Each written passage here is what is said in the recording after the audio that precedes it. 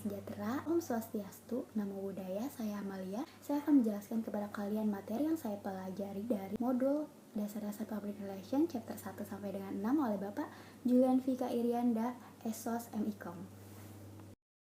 Yang pertama adalah sejarah public relation di dunia. Sejarah public relation sudah ada sejak Revolusi Amerika pada tahun 1850.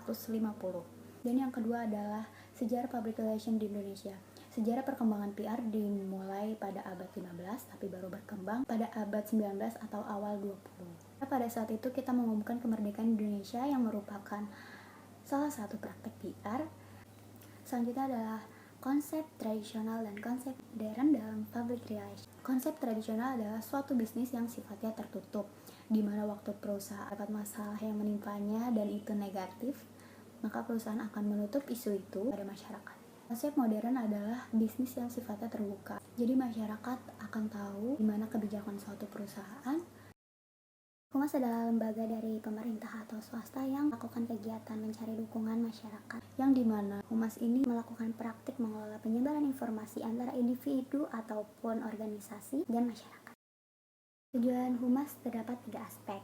Aspek kognisi, yang dimana tujuan Humas adalah terpelihara dan terbentuknya saling pengertian. Aspek afeksi, menjaga dan membentuk saling percaya. Aspek psikomotoris, yang dimana memelihara dan menciptakan kerjasama. Fungsi konstruktif mendorong Humas buat aktivitas atau kegiatan-kegiatan yang terencana, berkesinambungan, dan cenderung proaktif. Sedangkan fungsi korektif berperan sebagai problem solver. Artinya ketika perusahaan mempunyai masalah, Humas dapat mengatasi masalah dan menyelesaikan masalah tersebut. Organisasi adalah sekumpulan orang yang memiliki aktivitas terstruktur dan memiliki sebuah tujuan yang sama. Manajemen adalah suatu proses perencanaan, perorganisasian, pergerakan, dan pengawasan suatu kelompok guna mencapai tujuan bersama. 5 fungsi manajemen untuk perencanaan, pengorganisasian, penempatan, pengarahan, dan pengawasan. Prasyarat Humas terdiri dari kemampuan berkomunikasi, kemampuan mengorganisasi, kemampuan bergaul dengan orang atau relasi, berkepribadian utuh, dan berimajinasi kuat. 4 alasan penting perencanaan kerja PR. Menetapkan target-target operasi PR yang nantinya akan menjadi tolak ukur atas segenap hasil yang diperoleh. Yang kedua, untuk memperhitungkan jumlah kerja dan berbagai biaya yang diperlukan.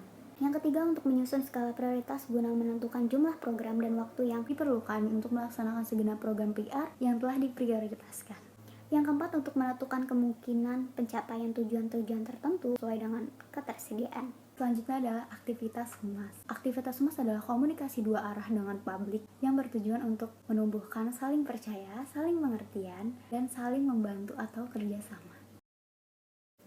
Dalam kaitannya dengan komunikasi, public relation bertujuan untuk menciptakan sebuah citra perusahaan yang baik, serta menjalin relasi yang baik untuk membangun, membina, dan menjaga citra yang positif dan reputasi yang baik. Humas pemerintah merupakan salah satu bagian khusus dari spesialisasi Humas yang menjalankan fungsi manajemen untuk membangun dan mempertahankan hubungan yang harmonis dalam rangka melayani dan mempengaruhi kebijakan publik guna memperoleh pengertian, kepercayaan, kerjasama, dan dukungan dari halayak internal maupun eksternal. Tujuannya untuk memberikan informasi konstituen tentang aktivitas agen pemerintah, memastikan kerjasama aktif dalam program pemerintah, mendorong warga mendukung kebijakan dan program yang sudah ditetapkan, melayani sebagai advokat publik untuk administrator pemerintahan, mengelola informasi internal, fasilitasi hubungan dengan media, membangun komunitas dan bangsa. Itu saja dari saya. Terima kasih sudah menonton video ini. Jika saya ada salah kata, mohon maaf. Terima kasih.